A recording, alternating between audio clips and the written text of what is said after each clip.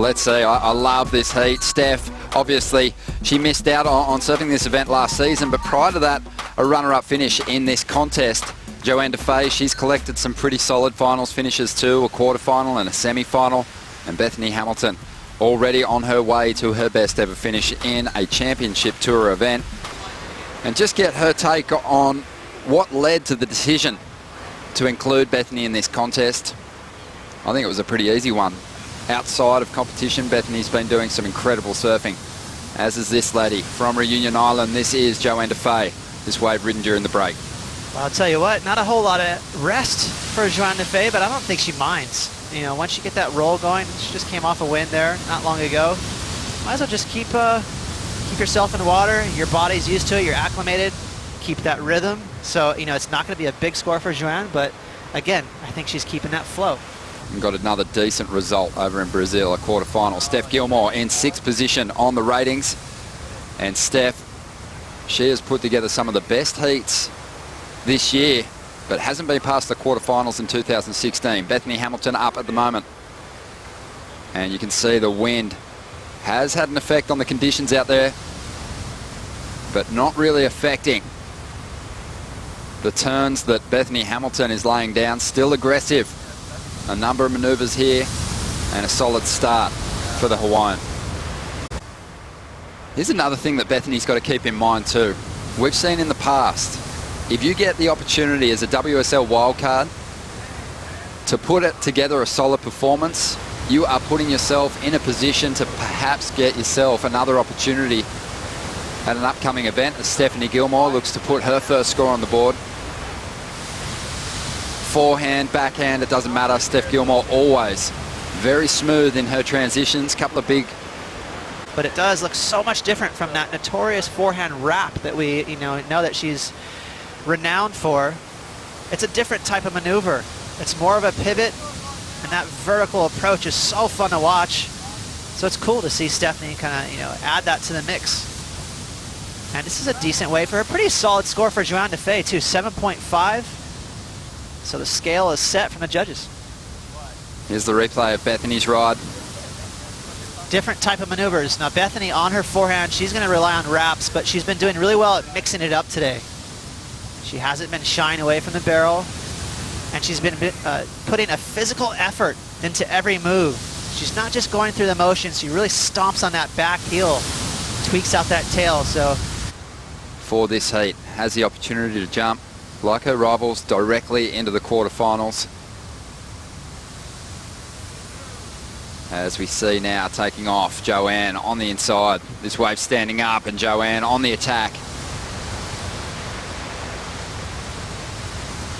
A little bit of a flat section on this ride now. She's going to kick out of this one. For Johanne, you need that wave to roll down the reef so you can continue. At the start, way overhead, and a very aggressive approach right there. Hitting a critical part of the wave, throwing some spray. So nice start, but there the wave just fizzled out. So she's left with nothing. Had a very strong finish. She got herself to 8th position. Steph Gilmore, she did pretty well too. She won the world title in her rookie season. Here goes Bethany. A bit more size in the water at the moment as the 26-year-old looks to dig in, and she does that and manages to hang on to that move. Just bogged down on the rail for a moment there, but perseverance on show there as she dug her board out of the water and recovered, and also let go of a couple of pretty decent turns on the inside. And that is so shallow just there. Hopefully Bethany's not bouncing across the bottom, as Steph uses priority on a clean looking wall and straight up into the lip. Late adjustment to get more vertical in her approach there, and the judges will like it. This section is just a nightmare to read. There's so much foam on the face, a lot of bumps and texture on the wall of that wave, and you could see Steph's board, it wanted to give up on her, it wanted to flip over. How's the size running? It's definitely picked up 1 or 2 feet in the last couple hours. It's coming on, and the decision for the girls now between barrels and maneuvers is really simple. Have a look at this wall. It's still pretty cupped out at different stages throughout the ride, but the lip is just begging to be hit. And that's exactly what Bethany did, even though she got a little caught up on that move. That was rad. And, you know, she had every opportunity to pull the eject button, but she held on, grinded it out, and finished the wave off with a couple quick snaps right in the hook. So I love the fact that Bethany, she's constantly switched on. She's very alert. And here we go. You know, she's actually gonna, this is not what she planned. You know, she wanted to keep her rails clean. So right here, all systems go. She's gonna stomp on that back foot, and she didn't get that release that she wanted, so that inside rail dug. Now all her speed is wiped off. She's just trying to hang on at this point. The cool thing is it was really aggressive. You know, she threw herself right in the mix, in the hook there. So you talk about commitment. That was definitely committed from Bethany, but a little bit of a mistake. Behind her, Stephanie. Great first turn. That is clean right there. That's what you want when you're out there, to keep those rails clean, no bog.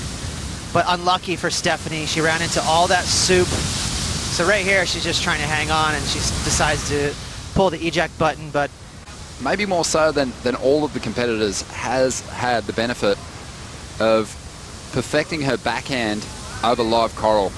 And she just looks super comfortable and always very committed. Speaking committed, that first turn from Bethany just now was huge. And she has picked off a wave that has actually cleaned up on the inside. And she sticks that float right on the end section. It's so shallow just there. I wouldn't be surprised if she has had a couple of bumps. But that was a really well-constructed ride. Big major turn to start and a solid finish.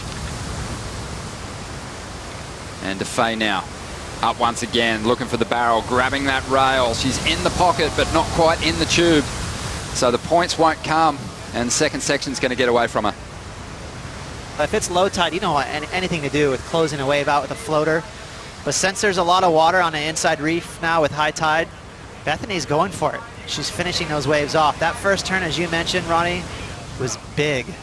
Through a big old hook, lots of spray.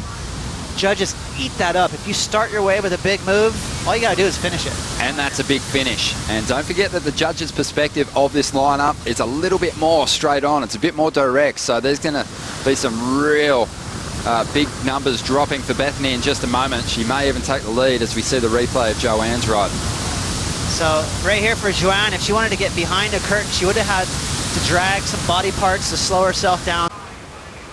Let's try and get another look at it here. This first turn, it really is just a solid hit. Huge fan of spray. Pushing hard on the tail of the board. Great wave selection too. You know, it was a little sneaky wave. It was kind of a double up. You can see how clean the face is. So a lot of times, Ronnie, if you catch the first wave of the set, it's got a lot of kinks and wrinkles in it. But the second wave gets clean because it's been groomed. And so you can see right here, because that face is so clean, she can push as hard as she wants on that board. She doesn't have all that turbulence to worry about. She's got tons of grip. And she let it rip right there. That was a solid maneuver, and the judges loved it. Well, that was the turn of the contest so far. Without question for me. Just so critical. Well, one competitor who hasn't done worse than a quarterfinal finish since this tour event was brought back onto the tour schedule is Laura Enever. We're going to hear from her in a moment. But right now, let's see if Bethany can drop the 5.77 and move further ahead. Really feeling confident now and on the attack. But this wave doesn't give her too much wall to work with. She's going to kick out to get herself into the quarters again. But other than that, I think she served through those in-between heats every single contest so far. But here she is, trying to get herself an 8.68, and this wave has a good pace to it, and Steph is letting go of some great turns at this stage. Flowing right through to the inside here. It might not be an 8.68, but it's going to be a solid number. It's going to narrow the requirement for sure. Here goes Johanne now, late drop. And straight into the pocket of this wave.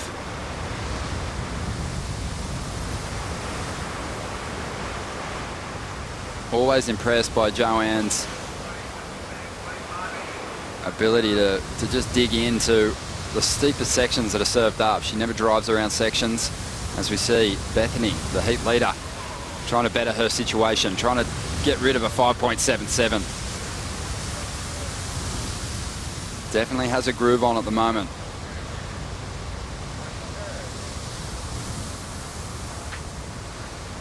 Just looking to add points wherever she can.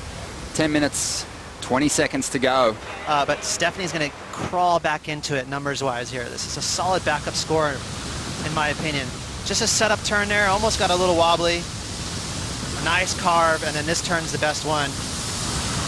Beautiful snap, right in the pocket, crispy turn there. You know, it was right before that lift broke, so she was able to throw tons of spray to the sky. A little unlucky that wave didn't have some more to offer, because, you know, the judges were ready there. She had such amazing maneuvers. Had she had an exciting finish, it would have been a no-brainer, excellent score.